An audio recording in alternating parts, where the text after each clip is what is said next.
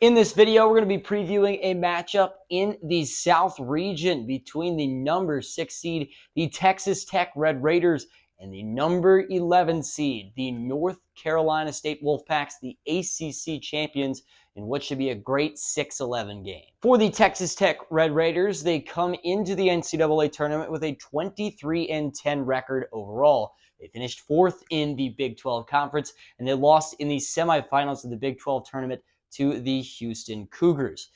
Rare for Texas Tech that they've got an offensive-minded team here this year, and a very much improved team under Grant McCasland this year, 23rd in the nation in offensive efficiency, and they do a really good job of executing their offense in the half court. This team does not want to play fast in transition.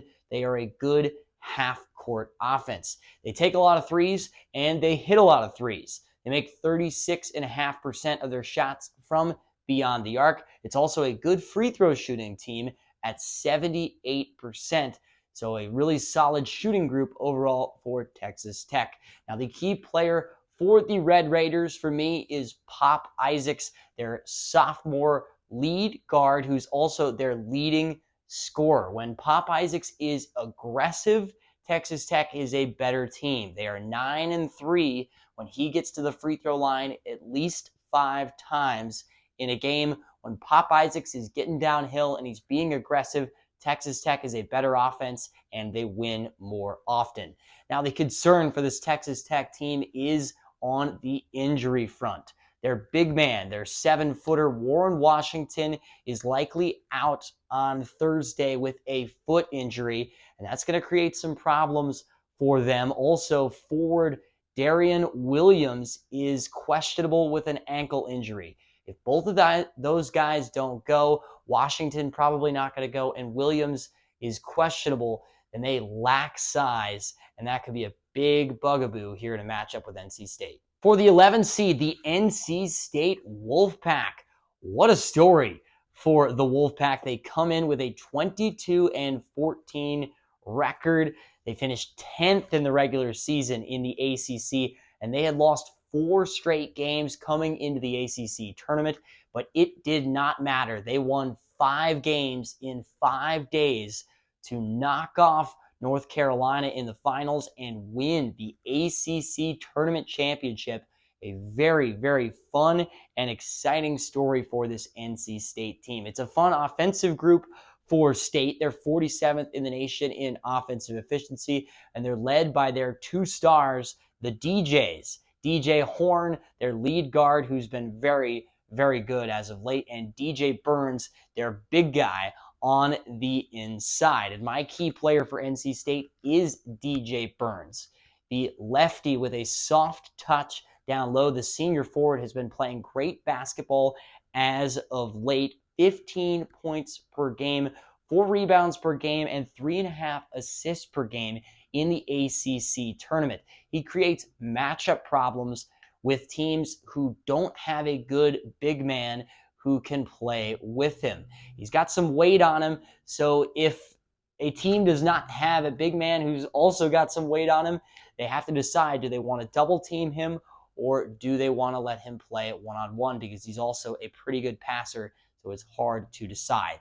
Now, the concern for NC State is just, can this team stay hot, right? They just won 5 games in 5 days. This is a team that's been inconsistent all year, but they're playing their best basketball right now. So my biggest question for State is just, can they keep this great play up?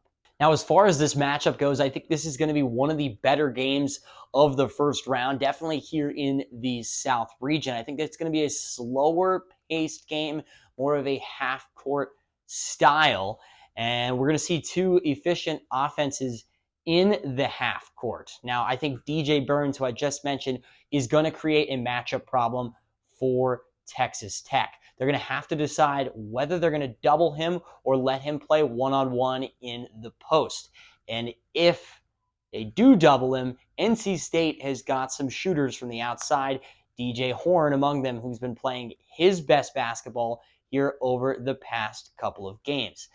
Texas Tech is a smaller team with Warren Washington not in the lineup. And we'll see about Darian Williams as well. Their big guy who's probably going to guard Burns is Robert Jennings, who stands at just 6'7" and 225 pounds. It's going to be a matchup problem against DJ Burns. The injuries concern me, certainly for Texas Tech. I do think this is going to be a good game.